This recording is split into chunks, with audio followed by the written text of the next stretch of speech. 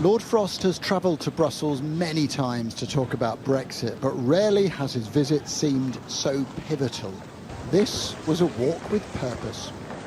He arrived to try to seal a deal, with time rapidly running out. A lot may be riding on this man.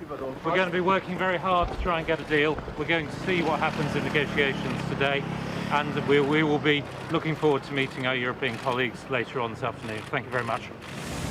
Fishing remains a source of contention. France insists it will block any deal that disadvantages its fishermen. But there are also big differences over competition rules, the so-called level playing field, that could prove the hardest challenge. Precisely 24 hours earlier, Michel Barnier made his own journey back to Brussels, catching the same train to the same station. Now, inside the European Commission's Berlaymont building, Frost and Barnier will carry the weight of trying to secure a trade deal. Well, the talks that are happening here do not involve vast battalions of negotiators.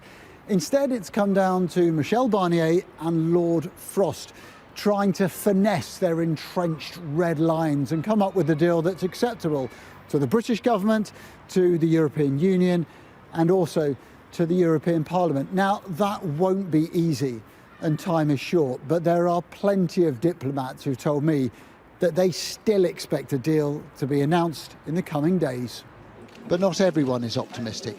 Philippe Lamberts was part of the European Parliament's Brexit steering group. He told me he thinks the chances of a deal are falling. There's really an insistence on not making concessions that would harm the integrity of the single market at the last minute, just because of desperation for a deal. And I sense that the resolve of the European Council is quite strong on that, likewise of the Parliament. Brussels is a city built on politics and last-minute deals. On Thursday, leaders from across the European Union will come here for a summit. What we don't know is whether they will be preparing for a deal or no deal. Adam Parsons, Sky News, Brussels.